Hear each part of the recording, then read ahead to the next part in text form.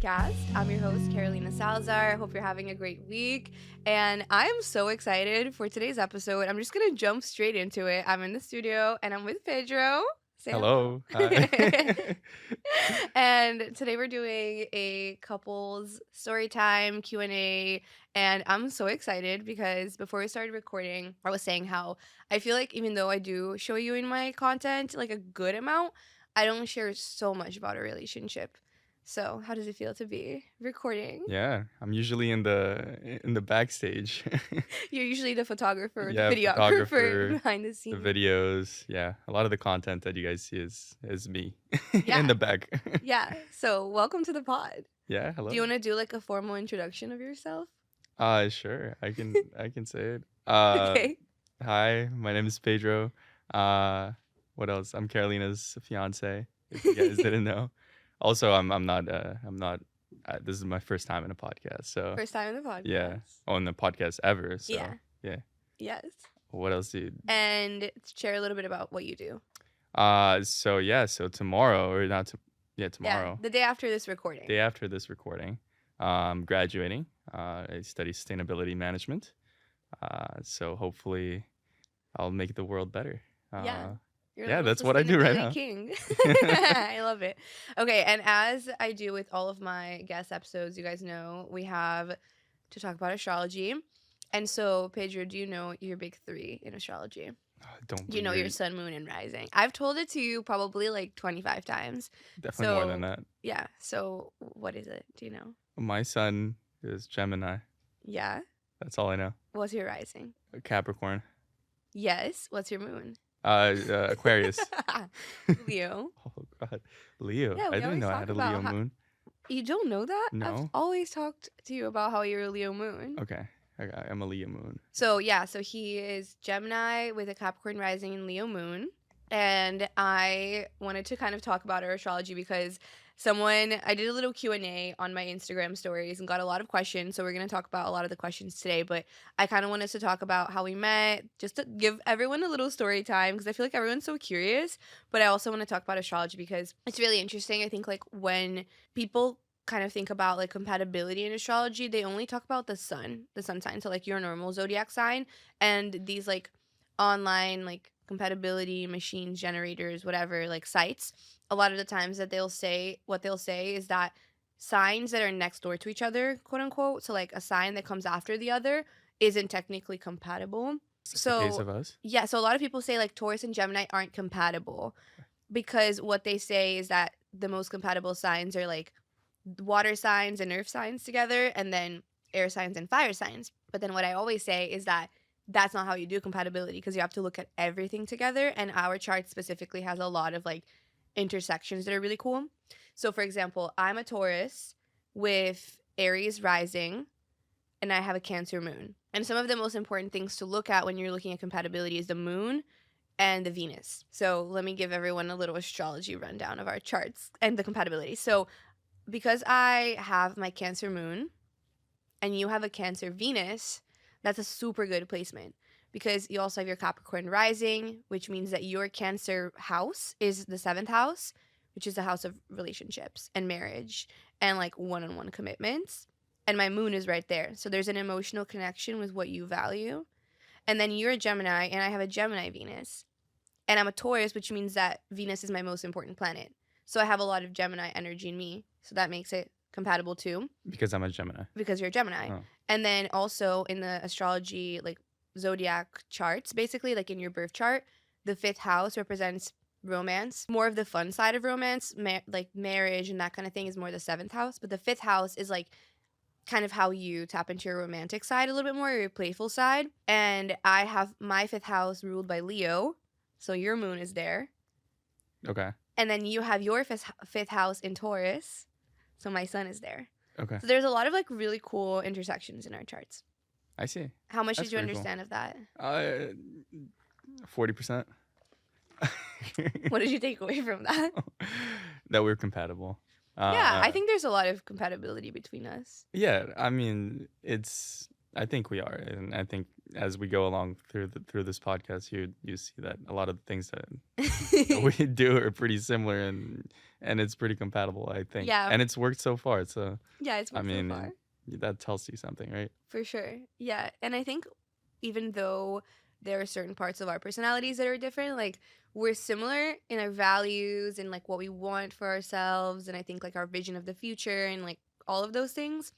But I think in our day-to-day like personalities, we're also kind of different. I agree. Yeah. And I mean, I don't think that's something just for us. I think a No. lot of relationships also have that, right? You're going to find differences, you're going to find things. It's just the way you treat them and how each partner kind of responds to it. Yeah. And that's what matters, right? So it's not that differences are not the worst thing. Actually, everybody has differences. It's just the way you deal with differences. Absolutely. Yeah. And I think, especially with us, it's like I'm very fiery. It's like my Aries rising is just like my Aries Mercury, Jupiter. Like I have so much fire and I'm so kind of like outgoing and like always doing a million different things and like I can't stop and stay still. But you are very grounded. Like with your Capricorn rising, you're just like foot on the ground. Like let's like think about the foundations. Let's think of the steps. Like you can bring that grounding to me. Even though I'm a earth sign, like even though I'm a Taurus, you add that extra layer of groundedness and like you don't mind like laying in the couch and just like chilling and Yeah. having more of a relaxed I just way. I just found out that apparently I'm a couch potato. The other day, Carolina was like, "Oh, you're a couch potato." I was like, "Definitely not. I'm not a couch potato." And then we looked up at the definition of a couch potato, and I was You look like, it up. "Yeah, I'm that's actually me." That's Yeah, it's so funny because I was telling him that like I can't stay still. Like I was literally telling you like I just can't lay on the couch and do nothing. Like I feel guilty sometimes, or just I just naturally am always doing something, and you don't mind just like laying in the no, couch. And so let's look up definition yeah. of couch But potato. but it's not to say that I'm. I think, and you disagree with this, but it's not laziness. It's just enjoyment in being in a couch watching Yeah. TV just by yourself. And But maybe it's it's like the same thing of like we've talked about the word selfish and that it doesn't necessarily have to be a bad word before we've yeah, talked about it. And I think like lazy is the same thing. Like exactly. sometimes you just want to be lazy Yeah, and you want to be a little sloth and just like lay down, and for not do sure. anything. I just have a really bad connotation to the word lazy. Just my parents always called me lazy, and in a bad way. Hmm. But it's not a bad. But like, yeah, And it's funny because in Portuguese, the word for sloth is bicho preguiça, which literally means like lazy animal. yeah, yeah. And then I've been called Bishop Ikisa before, Yeah. multiple times. Yeah. You are like a little Yeah, bicho but that's preguiça. fine, right? Yeah. But if you take it out of context and someone True. else that's outside and doesn't know you that much and sees, oh, this guy's a couch potato. Yeah, this That's your guy's Capricorn rising, lazy. baby. It's like you just want to be perceived as someone who like has their shit together, that's hardworking, that's like, building Yeah, something. Like you don't want someone to kind of think of you as lazy. he's a Capricorn. That's your Capricorn side, Nice. for sure. But you also have like a lot of Virgo energy in your chart, so I think that's it too. But Yeah. couch potato definition, informal. A person who spends little to no time exercising and a great deal of time watching television. Okay, it's a little extreme in there. But it's true. No, exercise from time to time. Which I think is another one of our differences. Like Yeah. for a long time, I like wanted you to like work out with me, and I think in our lifetime together, there will be phases of our life where you will be exercising with me and like maybe being a little bit more active. But I think that's the same thing as like the differences that we were talking about in the relationship. You have to accept the differences too, and I don't mind like working out by myself or like having my little routines, even if you're not joining them. It's also important to know that people have different timelines in their lives and people have different things even within a relationship. So for example, for me and Carolina right now, she is doing her social media stuff. She's all over the place with her side of things, and she has I'm all over the place. no, that's not like you have a I'm just like podcast. doing a million. Yeah, you're doing a million things. You have a podcast. You have your social media, Carolina lifestyle, all that Inner things going on, growth, inner blah, growth. blah, blah.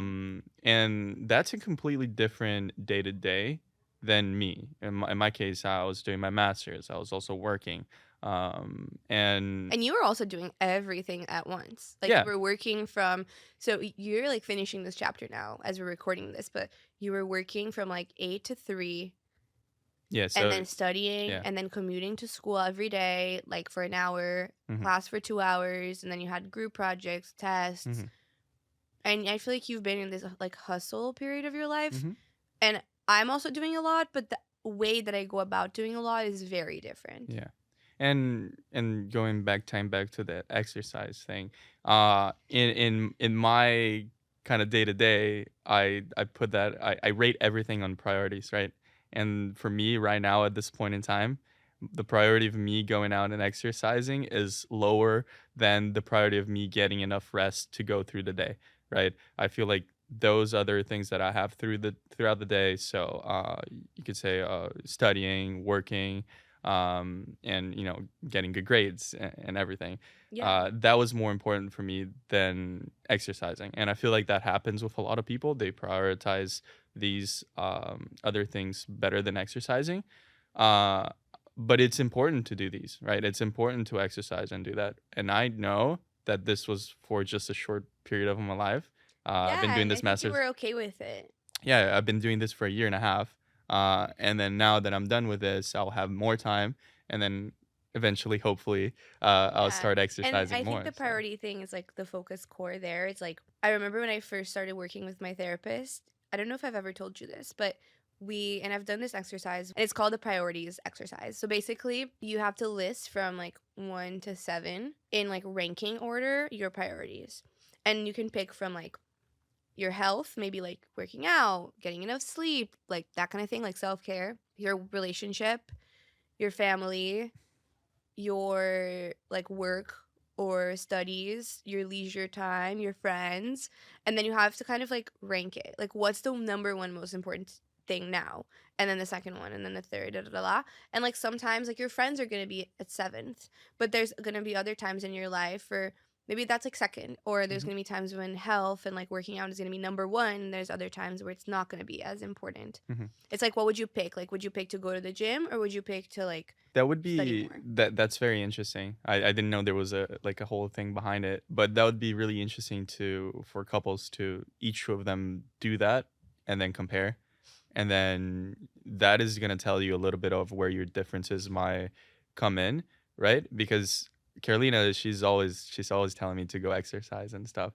And then I think 2 weeks ago or a week ago, I went running for with her like for the first time Everyone loved it. I loved in it. a year and a half, and she loved it, right? And this just shows you how much she wanted that to happen, and that's something I didn't give her for like the longest time because I wasn't running with her. So that made her really happy. So maybe doing this, classifying each person's rating for activities and categories.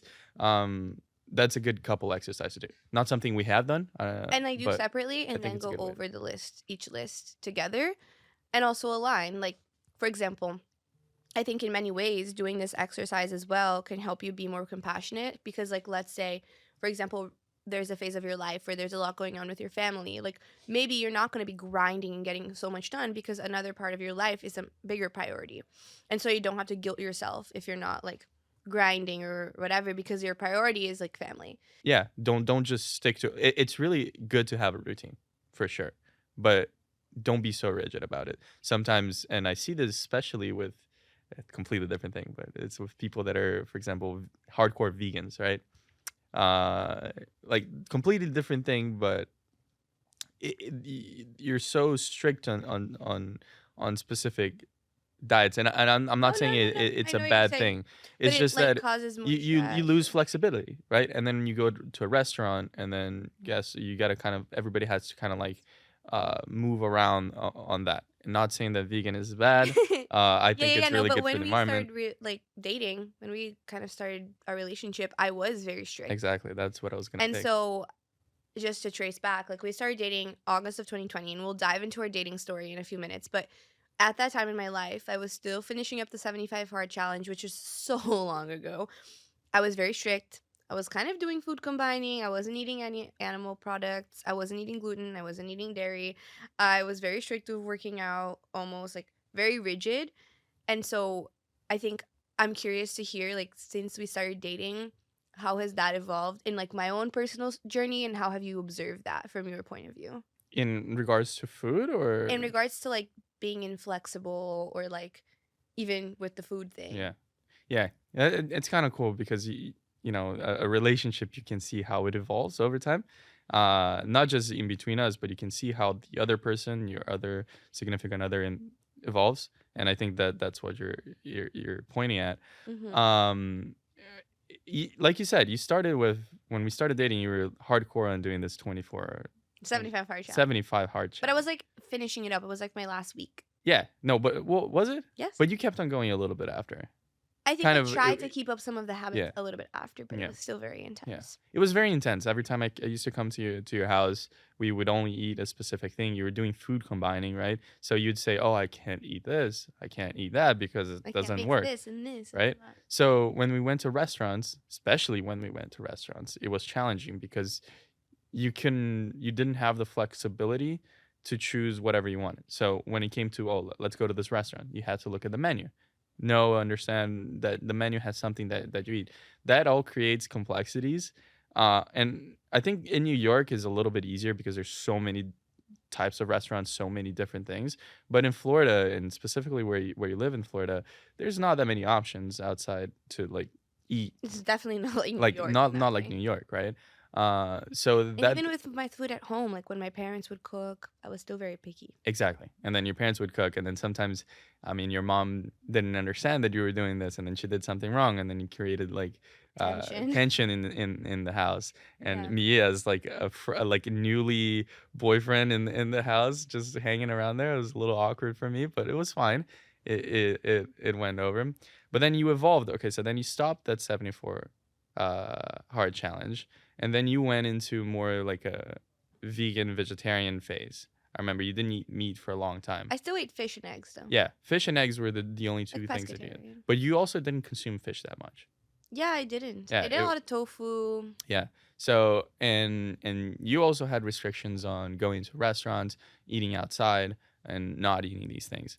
Again, Yeah. as a significant other, that creates a little bit Mm. of stress and like, oh, what do we You eat? want to make sure that like Exactly. I'm having something to eat. Yeah. And then also in our case, when we moved in together, you were still kind of in that phase. And Mm-hmm. while there's a lot of diversity of types of food, we in the start, I feel like we just did like The a same handful of stuff. stuff that we just used to eat over and over and over and over. It would be broccoli, maybe some cauliflower rice. It was just the same Same combination over and protein, over. same veggies. Like it was just the same. Yeah. And then slowly you started to incorporate back meat, right? So we started a lot with fish. We ate salmon. It's a tilapia. But then I A also lot. incorporated soon after gluten, So then you incorporated dairy. gluten, dairy. So you slowly brought back these things. Obviously, and I think the way you did it was really good because you did it in moderation, right? And you didn't just start eating meat every day. Like that wasn't how it was. It was like a progress back. So you in retrospect, you took everything, a lot of it out, and then you slowly introduced it back True. until today. And then now today, I think you pretty much eat everything. Like there's Everything. yeah, Absolutely everything. which I think it's a healthy way of doing it, right? Like we'll go Obviously, to a restaurant, they'll say like, "Any dietary restrictions?" And we're all like, "No." no, yeah, Yeah, exactly. which is great, right? Yeah. But yeah, always keep in mind that these dietary restrictions, these things, they can create some tension between couples. And I Yeah. think talking about us, we kind of managed it really easily because I think I'm a little flexible on what I wanted to eat. There was sometimes that Carolina would make food and things that I wouldn't like, so I'd just go outside and buy my own thing and do my own stuff. It Uh, still happens it still sometimes. happens for sure. But yeah, no, so yeah. So just Yeah. I don't know how we landed on that topic, no but idea. yeah, in general, I think flexibility is really important. It's something I'm always working on. It's something you're very good at. And so I learn a lot from you. And I want to trace back because everyone, I think, wants to hear the full story of like how we met, how we started dating. And I don't know if everyone listening knows this, but we're actually family friends. So we started dating in 2020, but we have known each other our whole lives. I imagine that like when my mom was pregnant with me, like you were already like Yeah, but around and I don't born and remember like that. no, not that I remember it either, but like our moms have known each other for so many years. Yeah. So just for a little bit of like a little story time, some context. So our moms met when they were like 14, 15 years old. They were in a Disney trip. And I don't know how. I guess they were in the same little like tourist group and they met each other And I mean, at this time, there was no WhatsApp, there was no Facebook. So they met, and then they both lived in Brasilia, in Brazil. And so they kind of stayed like peripherally friends and like knew of each other. And your mom is actually my dad's age. And then my mom is your aunt's age, or like closer. So as were growing up, like that part of Brazil it was pretty small. So everyone kind of knew each other. And so I think they kind of stayed friends, and then weren't super close until they were a little bit older. And then our parents went to college together, like my dad, your mom.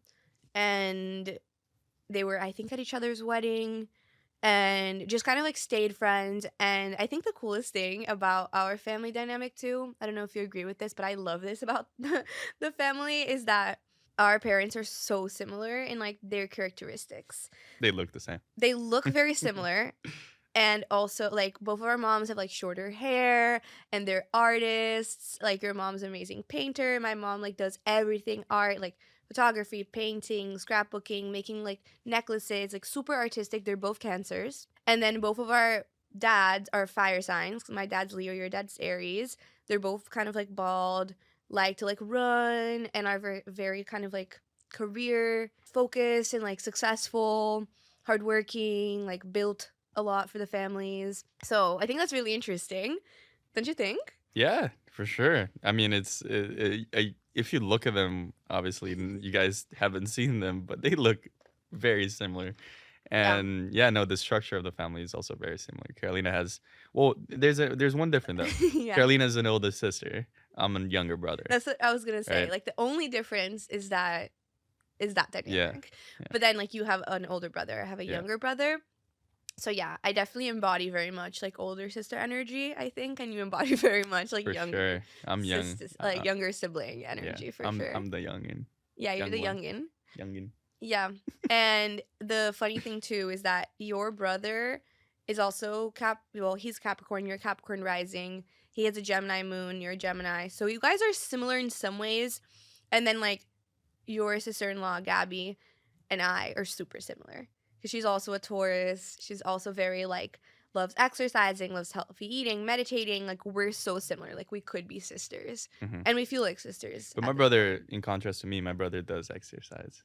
Oh yeah. Well, he yeah. does sports, He right? likes I like think sports. there's also a difference between doing exercise like Carolina does, that goes to the gym, runs, and do that. And there's people that like doing sports, right? My brother likes doing sports. Yes. I love doing sports too, but I like snowboarding and skiing. Which is That's not kind of like a expensive. seasonal thing. Yeah. Fair. And it's very expensive, so Yeah. it's not a day-to-day thing. Just turns out that the sport that I love is very seasonal. You Yeah, know? true. That's what happened. True.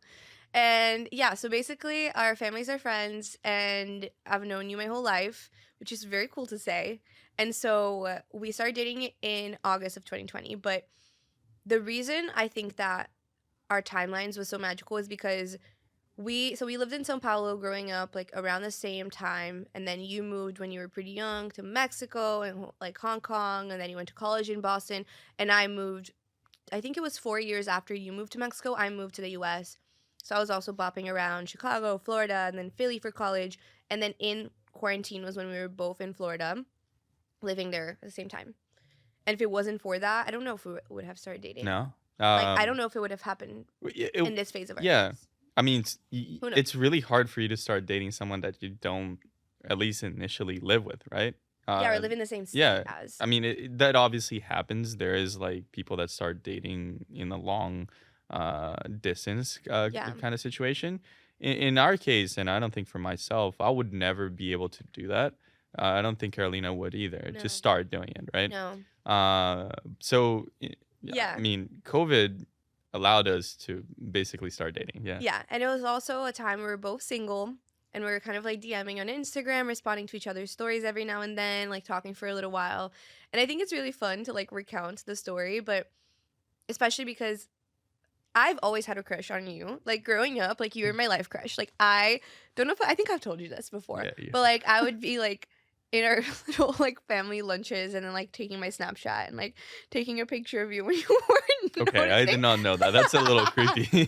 Send to like another family friend and be like, oh, look who's in our house, Oh, la la la. Like I just thought you were very like attractive. And it was also kind of like we weren't super close friends. Like a lot of people would assume that because we were family friends, we were so close, but it wasn't. Like there was still a little bit of distance where there was some attraction, and I guess you liked me too, but I didn't know.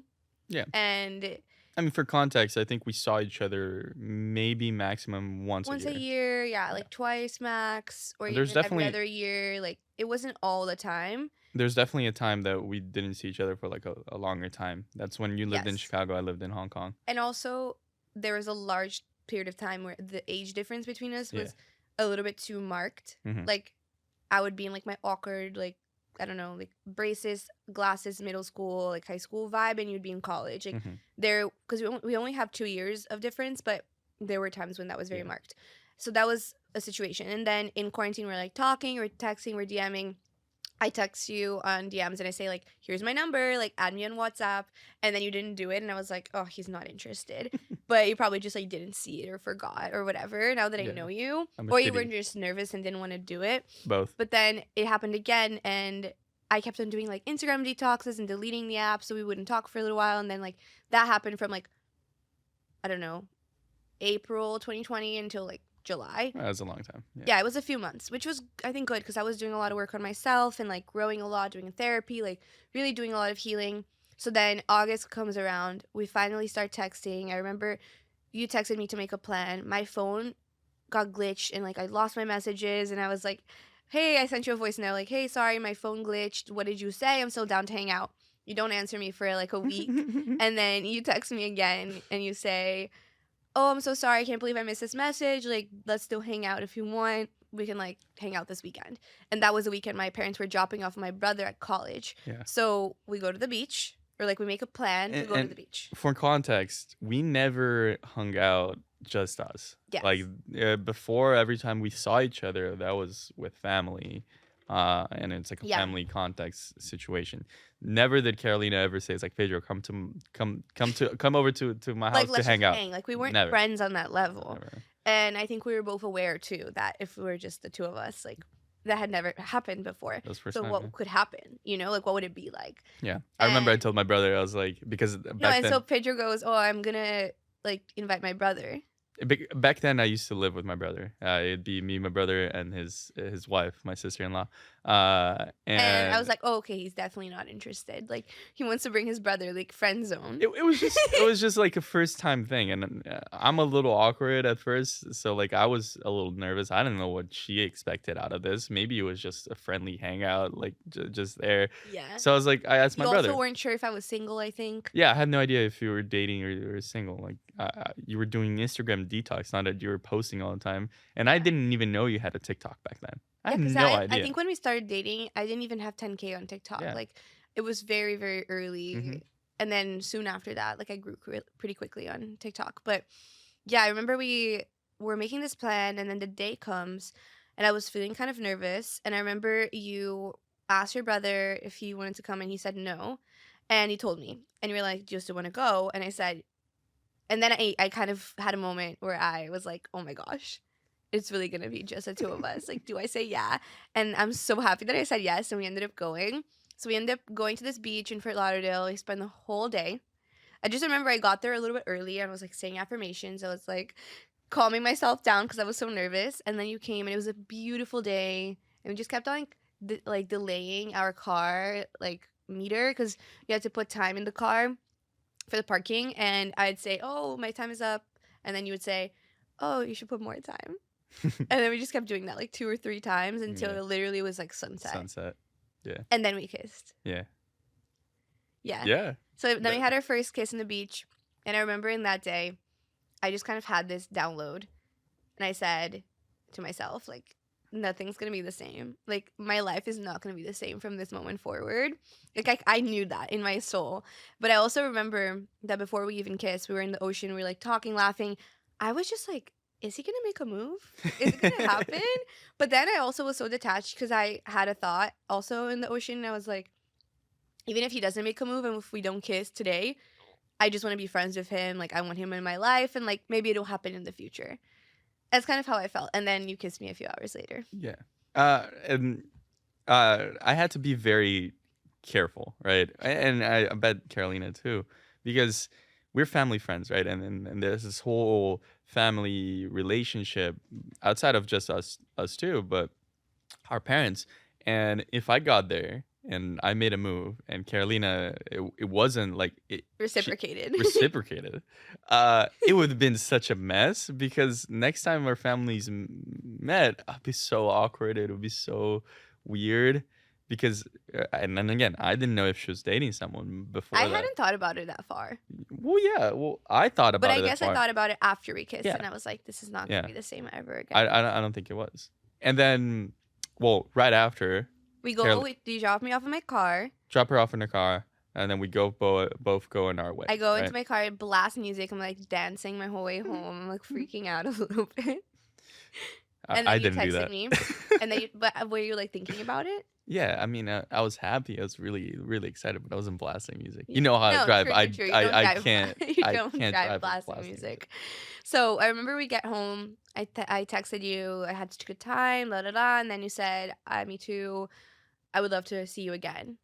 Yeah, and then for context here, Carolina, she was gonna move back to her university because this In like is a week. yeah, this was when COVID was kind of like it was still there, but Yeah. Carolina was what But also, what, like, junior year? I was going into my senior year, but the Penn campus was closed. There Yeah. was no in-person classes. Like people were just going back to campus Yeah. to live in the apartments, but doing online classes. Mhm. And I at first was gonna go, but I also was kind of hesitant. I didn't know if I wanted to go. And then you also were going to Boston to see your cousin. Just for a week. But it was like in that time Yeah. frame, like that week Yeah. after that weekend after we kissed, you were gonna go to Boston. So you said, let's go to dinner Thursday, which was a Yeah. day before you left. Yeah. And then we go to dinner, and I did this because pretty much that was the last kind of opportunity to do it. She went back to Penn. I don't think this. I mean, it probably would have just taken longer, and I'm really bad with long distance like communication. It's true. You're not. So it would probably died off and just. Yeah, I mean, it was I just don't know. like, I remember that.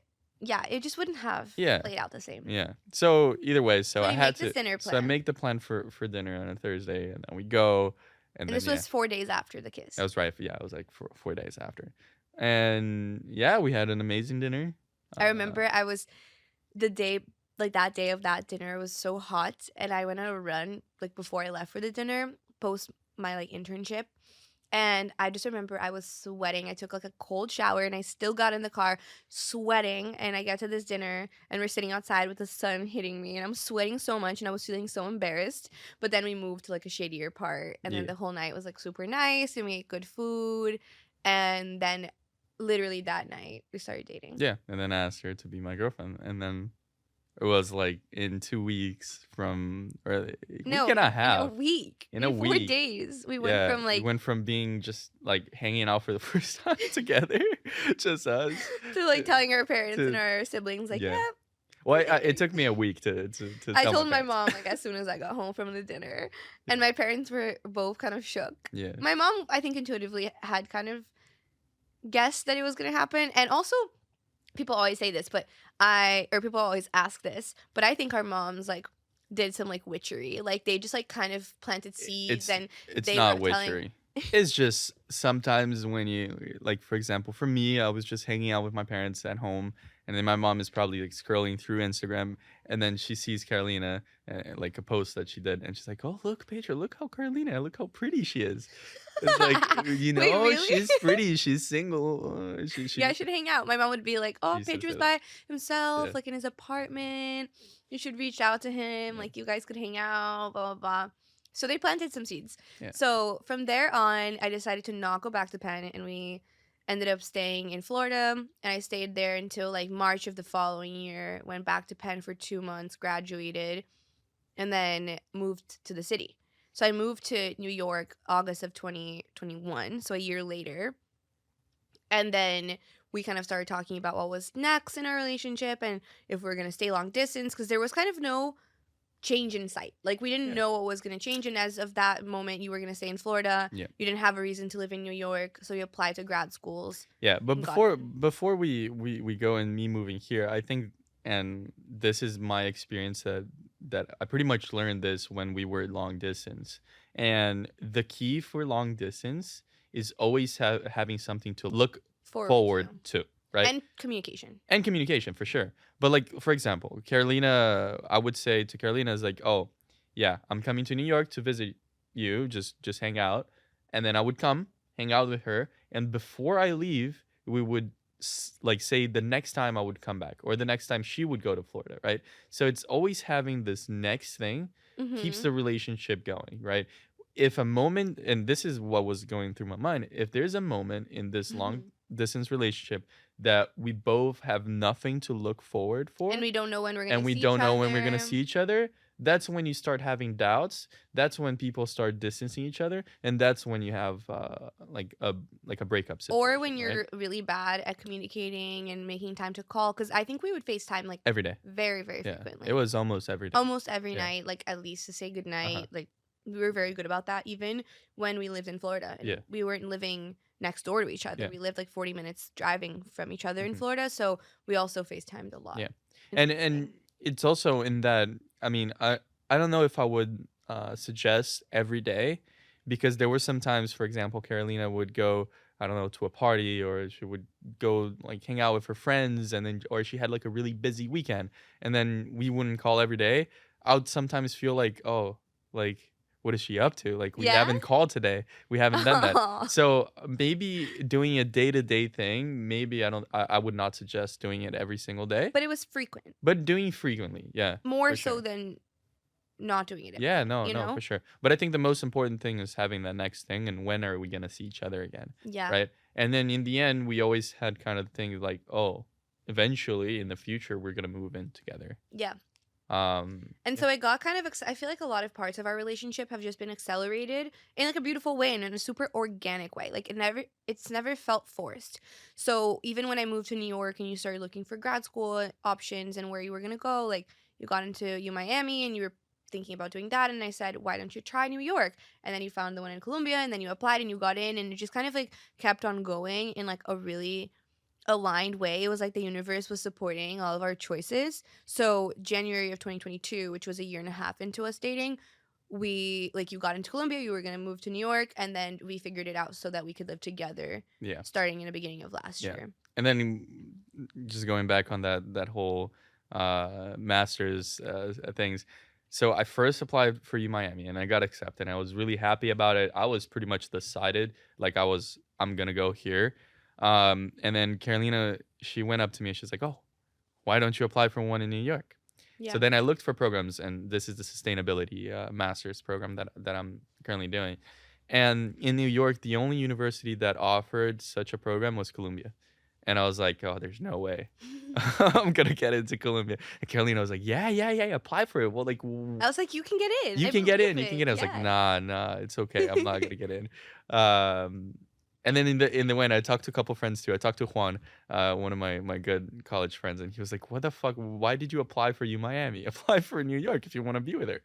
But I Uh, think it's because at that point you weren't even considering really a master's. Like the U oh, Miami thing appeared to you. Like true. someone reached out to you, I That's true. think, Yeah, which opened up your eyes of, oh, this is a possibility. Oh, maybe I yeah, could apply to one in New York. yeah. That's interesting. I totally forgot about that. Yeah, Yeah, it just kind of like came, it you know, came. like the Yeah, universe like kept sending us little hints, I think, and we just kind of kept on following yeah. it. And I was working in a completely different field. I was working in finance in Miami, so it was like a big pivot in my career. But it also gave me the opportunity to come live here in New York, right? And so yeah, so I applied for Columbia, I got accepted into it, and then it was just like this. Like So fast. in 2 months, I had to look for apartments, had to look for places. I looked at them. Like Yeah, I like Carolina, was like, she was here. gotta She get was on looking it. at it, and she had her lease.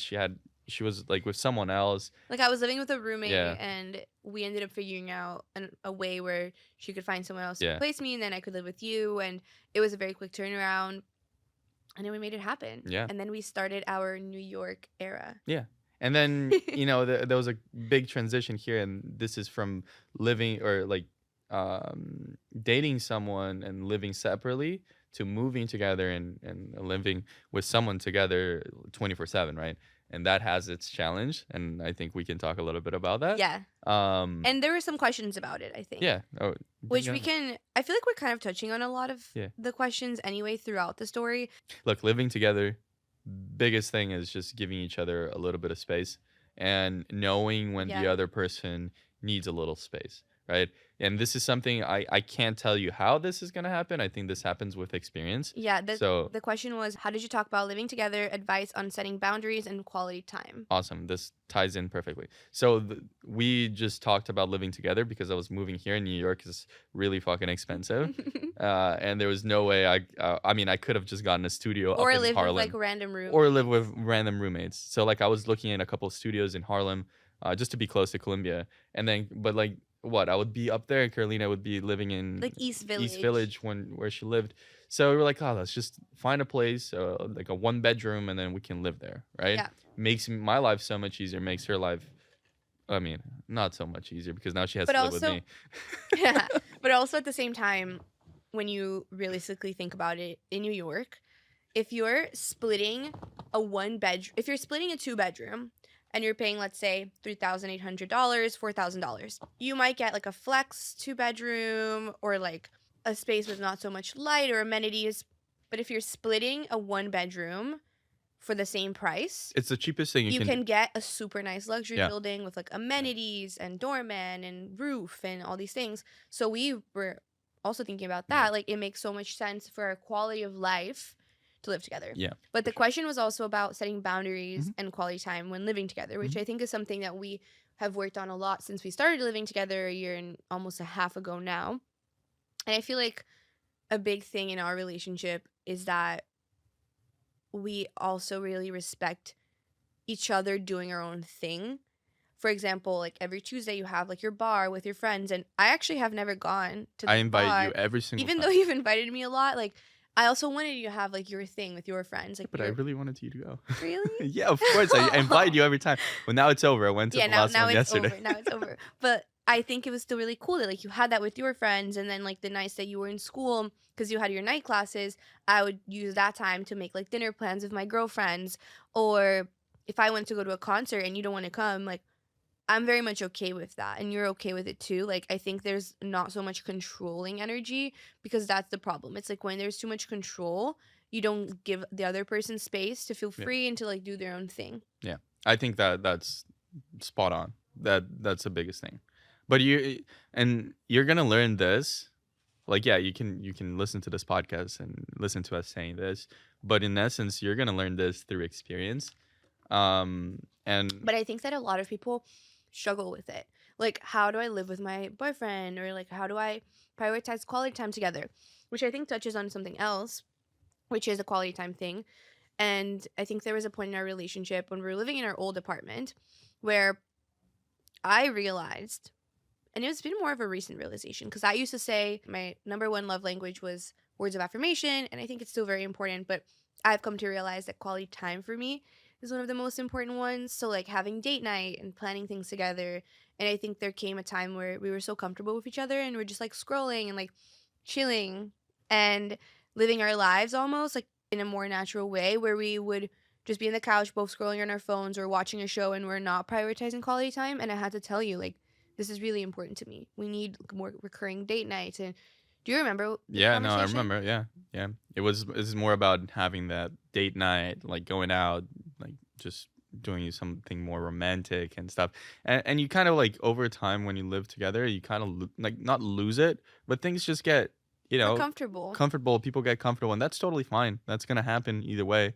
But it's finding the spots where you can sauce things up.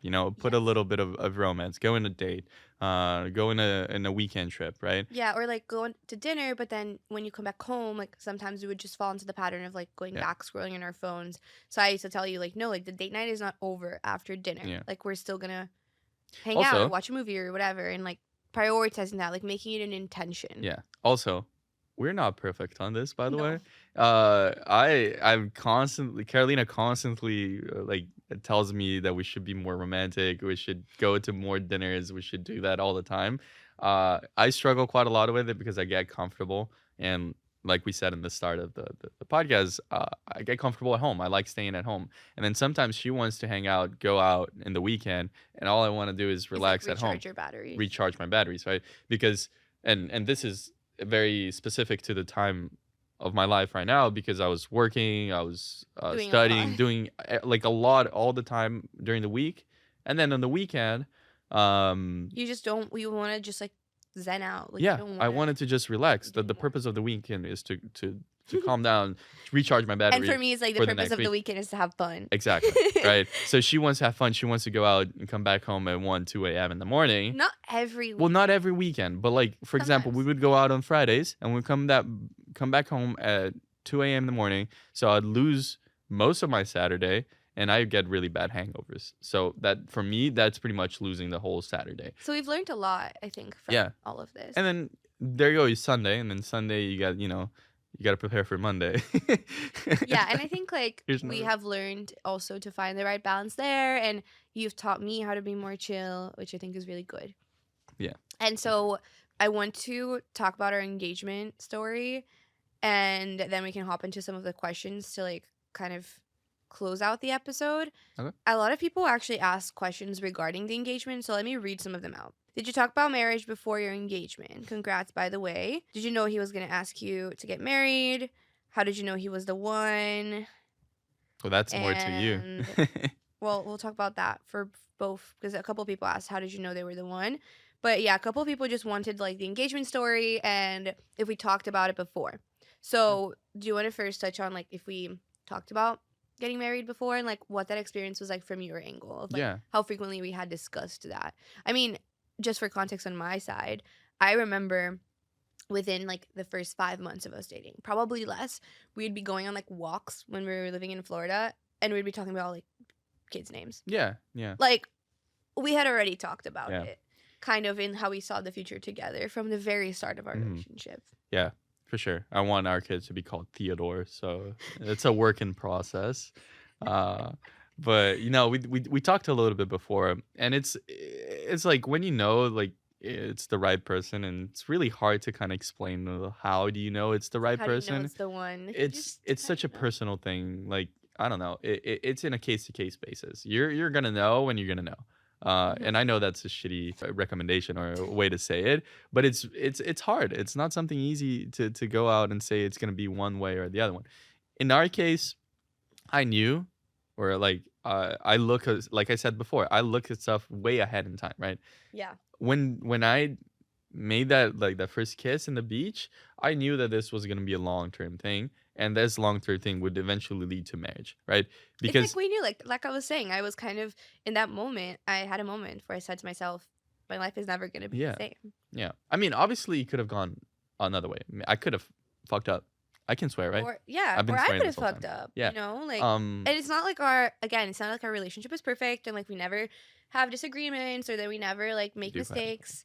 But we're very good at handling the challenges, and I think like communicating about stuff and talking about stuff openly and creating safe spaces for each other. But I feel like same thing. I always knew that I could see you as my husband. I could see you as the father of my kids. Like I can see our families blending together even more and like really like formally becoming one family. But even leading up to the engagement and like leading up to, getting proposed to and all of that, we had talked about it. We had kind of talked about timeline. We had kind of talked about how by the time you finish your masters or like, right after that, like we could see each other getting married.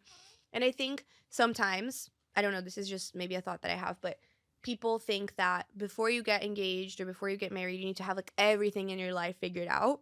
And I think we come from a place where we know that we're going to figure out life together and we want to be each other's partners. And so we had kind of talked about it. And I just remember we had one conversation where we were talking about rings and I kind of told you that I liked like a certain shape. You asked like, do you like a certain shape? And I showed you an inspo picture on Pinterest. So That's a good I've given a little bit of hints. good recommendation that I can have right now is subtle hints way before you even propose, like Just be like, oh, what kind of ring just do you like like? I don't know, be like it's good information, and the best information you can get is the ring size. Because I asked if I should go get my ring size, and he said he didn't need it. but then the ring ended up Yeah, being 2 sizes too big. yeah, I got the ring way too big. So, But the ring size question is really hard to do. and Uh, some people like they'll go with their boyfriend like to the ring store together and like get the sizing. And I'm happy we didn't do that. Like I'm yeah, happy that it was no, also kind of a surprise. And even though I could have gone and gotten my ring size, I yeah. wouldn't have wanted to do it together and like Uh, gone to the store together because I think it ruined some of the surprise. Yeah. A good way to do it is like, for example, as a Valentine's Day gift, you just get her like a smaller ring or like something else, a ring for that. And in that process, you ask her for her ring size. Because also for context, like we all have different size fingers. Like your ring fingers on both hands might have different sizes. So Yeah, it that depends a I lot. learned that But too. basically, like just to get to the story of the engagement, because I think people want to hear the whole rundown. Like everyone's always asking me, so we have to spill the deets on the pod. So basically, we were planning this trip to Europe for Pedro's spring break for his master's spring break, and we decided to do a trip just the two of us. And it had been 3 years since we had either gone to Europe because it was pre-COVID that we had been. So I was super excited, and we were gonna go to Lisbon and to Spain, and we were kind of planning the whole trip.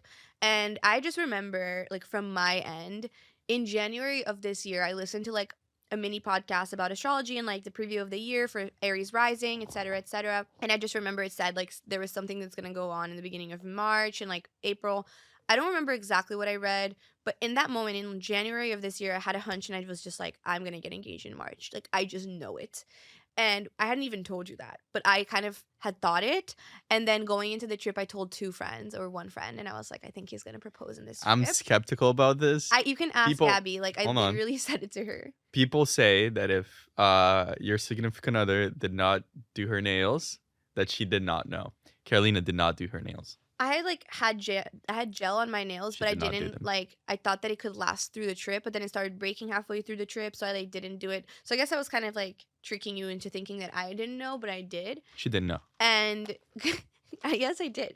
But I think the whole trip I kept kind of doubting myself. I was like, maybe I'm making this up, like maybe he's just not going to do it. Like I think I have it wrong. And then I waited for the last day of the trip, by yeah. the way. Yeah. And then like last day of the trip comes around and it happens. And I loved it. It was super intimate. We went to the park. We did a little picnic in the park, but you had kind of given it away because getting into Spain, like we got into Madrid and we're trying to plan out what we're gonna do for the weekend because we were only there for like 3 days. And I was telling you all the things, this museum, that museum, this park, this like neighborhood, this restaurant, we could do this. And you said, no, let's leave the park for Sunday. It's gonna be a pretty day. We can do a picnic. We can go to the park and like have a little like good time in front of the Crystal Palace, like I'll coordinate it. It's like, you go. Like you do it. No, but Then there you was an wanted the excuse. picnic basket, and you were like, we need a perfect picnic basket. It has to look super aesthetic and romantic. And then I started getting my little like questions in my brain of okay, he's making this, he's no like you are a romantic person. I think you try very hard to be romantic for me. And I was kind of like, well, even though I don't consider you a romantic person, like in that moment that you were saying it had to be super romantic and perfect, I was like, he's gonna propose. No, I was trying to. Oh, yes, that's what happened. But the cover was just me because Carolina, she used to say that I'm not that romantic. You used to say to me all the time that I'm not romantic. So I used that as a cover. I was like, okay, I'm going to do this one romantic thing that is nice picnic and it's a nice romantic picnic. Nothing to do with proposing, nothing to that, Mm-hmm. just this. But I guess it was kind of obvious. It was too But obvious. explain to me how in the trip, we were in Madrid for 3 days. Explain to me how am I gonna just randomly leave Carolina, her site, and find a picnic basket? First of all, where do you buy a picnic basket? Yeah, and so I was like, we can just use a tote bag, like it's fine. Yeah, You but don't that's need a ugly. basket. And then you were like, no, we need a basket. So Pedro manifested this basket in the Corte Inglés, which is this like department store in Spain. You were able to find everything. You got like a blanket and little cute um pillows for us to sit on in the basket. And then on the day of Oh, there's also a thing on the day before, because I couldn't tell Carolina that I was gonna propose to her, and we went out and we went to this crazy Like a club with like club in 6 different Madrid. floors and made like these Crazy like thing. Latino friends and really dancing and like drinking and We got so drunk, and I was so hungover the next so we day. wake up and we're super hungover and you had said you can't be hungover tomorrow, da da da. And I was like, he's not gonna propose anymore because we're hungover.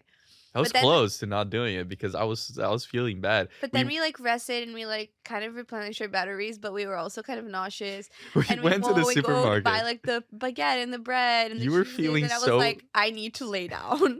yeah. Carolina was feeling so nauseous at the supermarket. I think there was like a part that smelled like fish. And then she was like, "Oh, I was this like, I smells so can't. bad. I can't. I gotta stand back down." But by So the time we got to the park, it was like 3, 4 p.m. And I think we were already feeling a little better. And we for started sure. eating the bread and we started feeling good. And then I was running around in the grass and having an inner child moment. And I asked you to film me. And you were kneeling when you were filming. And then you said, oh, since I'm already kneeling. Yeah. And then you reached for the ring. And then we sat in front of each other. And then It's also kind it of hard. happened. I mean, not every single person. You have three options when you're proposing in regards to like filming and getting the thing, but it's really awkward. It's like I I mean, actually, You can so hire a photographer. you can hire a Someone should be photographer, there. which is not going to be awkward at all, but you're going to have some random person that you barely know taking There. pictures of you and just like creepy. Like, it's just a little creepy for me, and it doesn't make it that personal. You don't have that much of a personal connection. Like intimacy. Intimacy, yeah, Less. you lose a little bit of that. The second option is that you can video yourself, but that's just really awkward to be like, oh, just out of nowhere, it's like, oh, let me take a video. And especially for someone like me that I never ask Never. Carolina to take a video. It's usually the other way around. That's why I don't do it, because she's like, oh, take a video of me, and then so I Yeah. use that opportunity when she asked me to do it, right? Yeah. So we have it on camera and we did it, and it was like a nice intimate way. And then Yeah. the third option, you just don't video at all, and you just go for it and do it. And then after you propose, you do the videos, Then you right? take You make pictures and you a do the fake thing. video. Yeah. So yeah, I think the second option is the best, but it's really complicated. You gotta find a way to kind of like. I mean, if you're a person that just makes video all the time, go ahead. That's the best Yeah. excuse you got. But for But me, like I it's think the way we did it, I don't know. I think it was such a perfect day. It was so pretty. Like the picnic was so cute and it was really intimate. And I love that it was just us in this corner of the park. Like there was no one else around. And then we FaceTimed our parents and told everyone. And I feel like oh, I told the your parents post. before. Yeah, you had asked my parents Yeah, the night before, but like we called them after it happened. Then we went to a little dinner, and then we posted on Instagram, and everyone starts messaging yeah. you. And I just feel like the post engagement bliss is so real, and I don't know, it's just so nice. Yeah. Also, I never know. Like, I did not know if you're supposed to tell the parents before. Like, right? You look in movies and then you look at them and then you're like, oh yeah, you gotta ask permission to the parents and stuff. Yeah. I had no idea because Wait, a lot of the things you see in movies is not actually true. So true. after I talked to her parents, they were like, you didn't have to do this. Wait, can I say something funny? So Yeah. yesterday, actually, I was coming back from an event and I was in an Uber by myself. And I was talking to my Uber driver. I don't know how he landed on this, but he was saying he has a 12-year-old daughter. And I was asking him, like, oh, because we were talking about how she's getting into like teenager and boys and la la la. And then I asked him, oh, would you want your daughter's boyfriend to ask you You asked the for Uber driver? permission? Yes. What the hell is this I don't know how. conversation? I don't know how we landed on that. We were talking about like financial independence. Like we were like having a deep conversation. But he was just saying like, oh no, like I would definitely want the boyfriend to ask my ask? permission. Like it's something really nice and thoughtful. And like if he didn't ask and out of nowhere, my daughter is engaged, especially like my old, like 'cause she's the oldest Mhm. daughter. If that was the case, then I'd be kind of like resentful that he didn't ask and that it was like sprung on me. So I do think that Pedro did the right move. Yeah, by I think the right move is to ask before. It also depends on your relationship with the parents, Yeah, right? for sure. In our case, I think I didn't really have to do it because I was so close to her parents. We're Uh, like basically already yeah. family. So in that sense, I didn't really have to. In a situation that you really don't know the parents that much, like you know them, but you don't really have a relationship that That's big, definitely like super then yeah, nice to do. I Like, think it's a good way, a good thing to do. you for come sure. across in a very like Yeah. nice way, I think, when you ask. I think But that's the engagement story. my brother did it too. So I think I talked to him before, and he said that he talked to his wife's Dad. dad. Yeah, like asking the permission. Yeah. Yeah, so that's the engagement story. And then Yeah. since then, it's just been really fun. And now it's been 2 months, 2 months. Yeah. basically. So yeah, it's just been lovely. And I think we're excited for the new chapter. And it feels feels supernatural. And also, like, it's interesting because on one hand, I'm the youngest of all of my friends that's engaged. And I love that I'm getting married a little bit younger. But then also, there's been a lot of other friends or other people around us that are getting engaged and that are Yeah. also getting married. And you kind of start seeing how everyone's on a different timeline. And it's Yeah. just a part of life. It's also and this is really hard for people that start dating really early on. Like for example, you're 18 and then you start dating with this person, and now you guys are 25, right? And you guys been dating for what, 8 years So now, long. or 7 years. Uh, you know, You're almost married already. Like, even yeah, for us, like, we have lived together for a year and a half. Like, our families are already family. Like, it just feels super natural and feels like the next thing for yeah, us. But it depends so much on the context, on the relationship, and all these things. So we have so many questions that people submitted, and I want to get into them. So what we're gonna do is we're gonna try to do like rapid fire. So okay, there's a ton of questions, and we're just gonna answer them as shortly as we can, and we'll each give our answers. okay. Okay. So first question is, how many kids do you want, if any? 2 maximum. I want 3. No I way. would love to have 2 girls and a No way. boy, No way. but I would settle for 2 and a dog, Okay, or good. 2 dogs. 2 and a dog. That's good. I like that. 3, it just becomes too logistically difficult. Yeah, we've for talked 3 about this kids. before, Yeah. but I would be down for 3 and just having a bigger car. And kids are so fucking expensive. There's no way. Okay, a few people asked this. How and when did you know that they were the one? When I at the beach. Yeah? Yeah. Like that day that we kissed? I think not at the beach, maybe at the dinner when I asked you Yeah? to be my girlfriend. Yeah. Yeah. Because Which I- also, side context, when we were having the conversation about starting to date at that dinner, I remember you asked me, like, what is this gonna be? And then I said, I don't know. And then you were like, what do you mean? And then I said, well, I really like you and I'm down to commit. And then you said, me too. And then after that was when I asked you to formally ask me to be your girlfriend. And Yeah, then we started also, dating.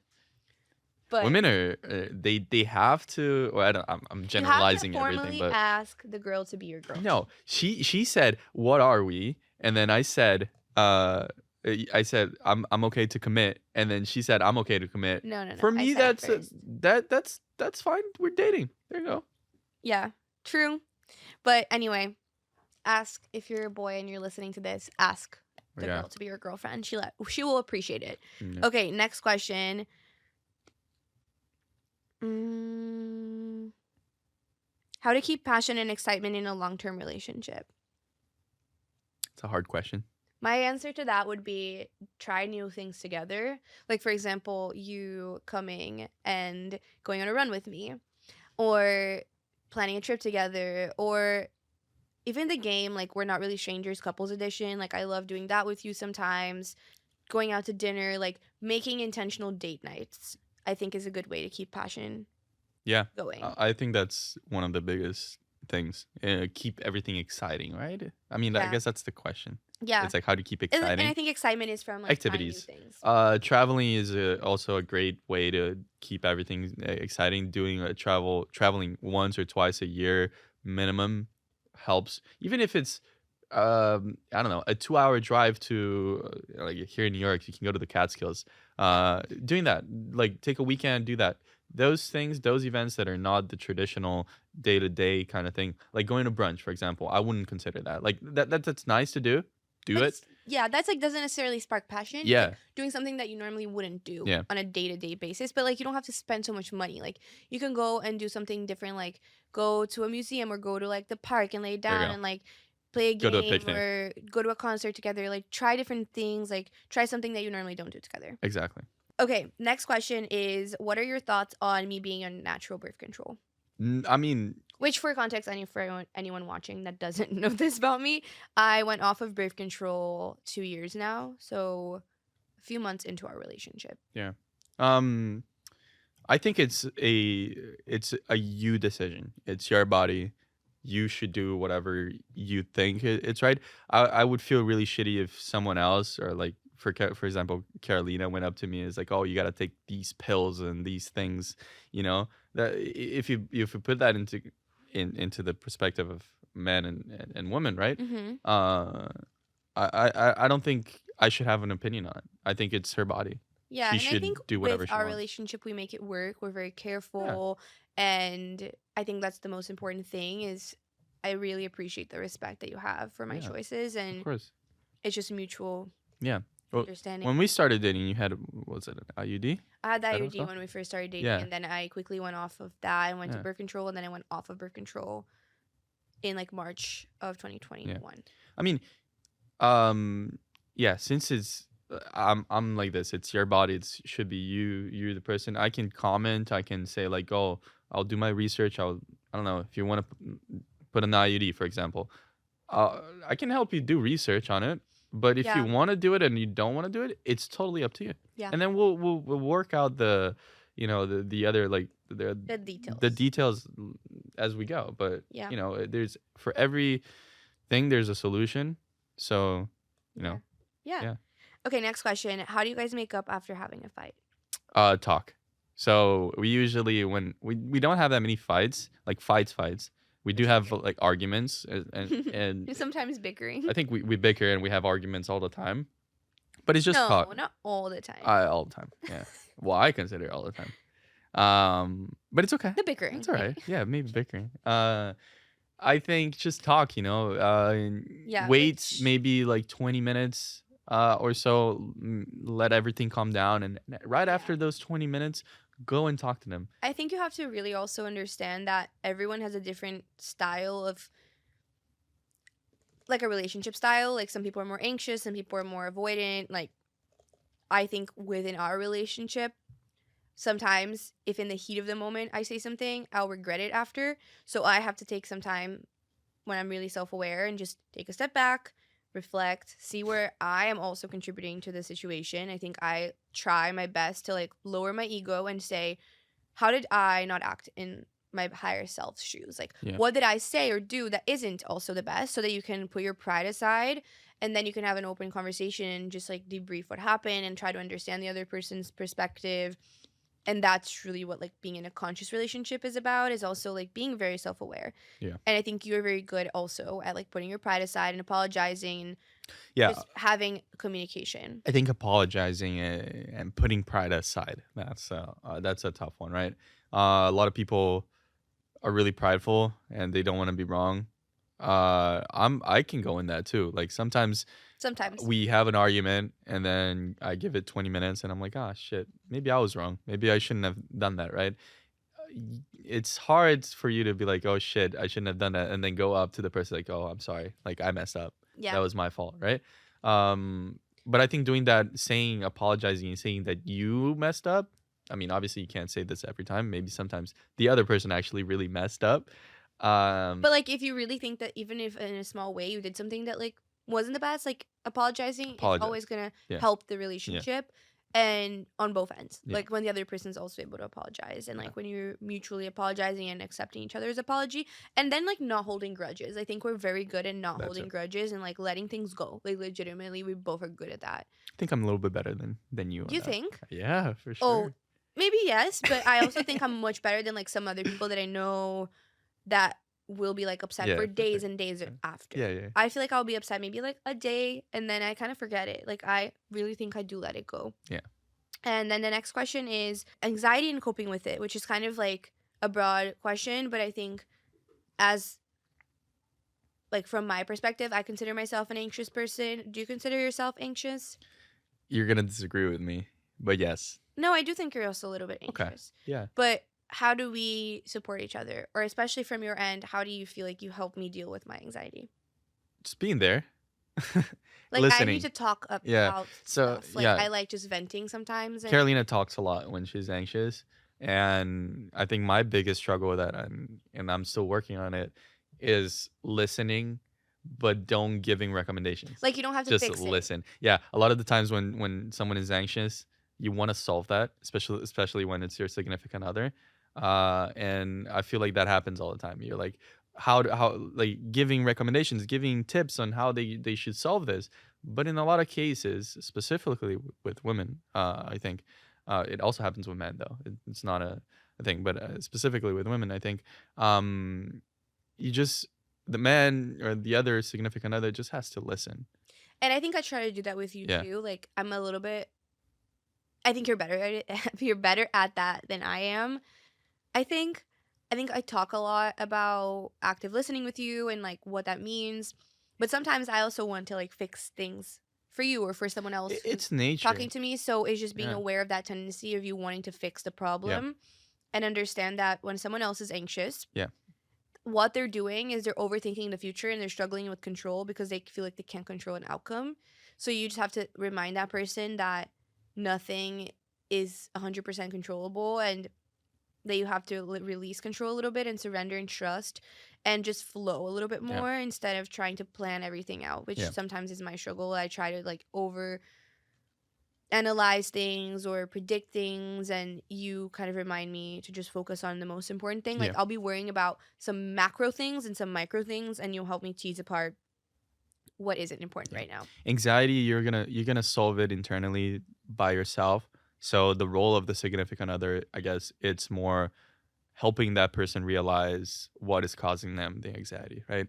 Not going like, "Oh, you should do this," but just talking, let them talk, and go over, just listening to what they're saying, and kind of position your words in a way that they're gonna realize in their own mind how they can improve, right? Exactly. Not me saying, "Oh, you should do this." No, just Hmm. have a conversation about the issue or whatever is The causing you to be situation. anxious, Yeah. listening, understanding, and talking, and positioning yourself in a way that you kind of structure her mind or his mind to go in a way that it's gonna solve that anxiety. Yeah. Yeah. Yeah, exactly. And the last question that they ask before we do quick rapid fire that I always do with my guests is what is the best relationship advice that you have? And I'll say mine, you can say yours. Yeah, you start. I think my 100% best relationship advice that I have learned through my own experiences and that I would give as advice to other people is communication. Like, if there is one thing that you need to have for a relationship to flow and for a relationship to be successful, is communicating. And you have to be very self aware. And I think it's really important for both partners to be self aware and to understand themselves and to do the work on yourself, but to also communicate. Communicate when you need space, communicate when you're stressed, communicate when you're feeling overloaded so you're not projecting that on the other person. And the more aware you are of yourself, like, oh, damn, like, I'm super stressed. Sorry if I took that out on you. Or expressing when you need support or help with something. Or even when it comes to plans, like, having an open dialogue about the plans and, like, what's going to happen on this day and what would be the best thing. What do you want? And talking about things because partners are not mind readers. And so I feel like I have learned to really express what I feel, what I think, and in the moments that I'm also feeling sad or feeling disappointed or anxious, like learning to tease apart your emotions so that you can also communicate, like, no, I'm not angry with you right now. I'm actually just annoyed. Or I'm not angry, I'm sad. Or I am angry. Like knowing that and knowing how to express it and like when you do XYZ or when this happens, like I feel this way. Like maybe it's not your intention, but I feel X, Y, and Z. Yeah, And so I just think talking about stuff I agree. without coming from a place of defensiveness, Hmm. which we are always working on. Yeah. Well, people are always defensive, right? Yeah. People always want to They be always want right. to be And all defensive. so, yeah. What about you? Uh, I mean, it's a hard question, and I was thinking when you're saying it. I think that just have fun. It's not supposed to be a stressful thing, right? You're with this person to enjoy. You're bringing this person to your life to enjoy it. So in the end, I think this kind of summarizes everything we said. And communication is definitely a big part of it. Is just enjoy the time that you're with your significant other. Sometimes, especially in longer relationships, I feel like when you're like 3 4 years in, you lose a little bit of that fun aspect to it, and then the other person just becomes like something else, like someone else. It's like just together with you, you know. It's like your team, It's like a team, yeah. And then once you just want to just make everything fun, which is enjoy also, it. I think, a big thing we can anchor in on is seeing your partner as your team. Like we always say, we're on the same team. At the end of the Yeah, day, every time we're doing. I want her to do something for me, I'm like, yo, we're a team. You know, you gotta help me out with this thing. Yeah, so I But she think uses that's it too. yeah. Yeah, so Yeah. I think that's it. Let's do some rapid fire that I do with all of my guests. Try to answer as short as possible for the questions and don't overthink it. Okay. First one is, do you have a quote that you like or a mantra that you live by or something that you remind yourself of frequently? Oh, dude. Be happy. I You don't, tell yourself, yeah. I don't You can think about it. I have no idea. This is not some. This is just not something I think on a day to day. But yeah, I guess be happy. Really? Isn't it rapid fire? Be happy, No, like you can explain. dude. I have no idea. You have no idea. No. And this is the difference between us. 'Cause I could go on and on about a million quotes, and Pedro's like, yeah, I don't know. I don't know. You don't have a life philosophy. That's probably the hardest question that you have asked. Really? I don't know. I don't go by. A quote or a mantra that you like something that you will always remind yourself of? No. Okay, Sorry, fine. it's just not what I think. I think the questions are you're not gonna have an answer for any of No, them. keep on going. Go. Okay, next one. Do you have any books that you would recommend to anyone listening? Pedro doesn't read books. I don't remember the last time I read a book. I think the last book I read is called The Grid. It's about the Did you energy. even finish it? No, I read halfway through it. It's about the energy grid in the United States Okay, so we're gonna skip that one. and for how now. outdated it is. I Next can talk about the grid if you want. Next question. What makes you feel like your best self? Your higher self? Like what is something that when you're doing you feel really in flow? God, these questions. How do people answer these questions? They're very connected with their Can you ask the question again? when do you feel like your best self? Like I'll say for example Oh, when I'm home, when you're chilling on the couch, yeah watching TV. when you're resting. When I'm resting. No, I mean, that's probably the time that I enjoy the most. But I guess it's not really productive. I feel like I've seen you take so many leaps in our relationship and grow so much and like Is it in become more regards? empowered. And so I feel like, at least from my eyes, I see you as like a really in your best self energy when you're making uncomfortable choices and you're getting outside of your comfort zone. Yeah, no, I think and this is more specifically for this last year and a half that I've been studying. Um, I'm a very I used to be very introverted, and I think I lived in Miami for like 2 years, and I think that time made me even more introverted, just because COVID and I was working from home, and the company I worked for was, I don't know, maybe max Virtual. 30 people that worked in a company, so it was like a smaller company. So I think that made me a little introverted, even more than I was before. Uh, and I think this master's, once I got here to New York, made me be so much more extroverted, talking to people. And I think, So you feel like your best self when you're like taking risks or trying well, things that are outside of your comfort zone? yeah, it's what you're saying about outside my comfort zone. Every time I go to a conference, every time I go to like an interview or like talking to like people that I don't know, I'm anxious and like it's outside of my uh Like bubble. bubble and my comfort zone, right? Yeah. But I think it's been this year and a half been one of the most constructive years for me personally, and getting outside of this comfort zone is so essential. It's so important, Absolutely. but it's hard because everybody loves comfort. If I could do it, if I didn't need to, I probably would not do it. But I'll tell you, the outcome of it was awesome. It's always better, even if it feels uncomfortable. Yeah. And then last question is if someone only heard this part of the entire episode, what would you want to leave them with?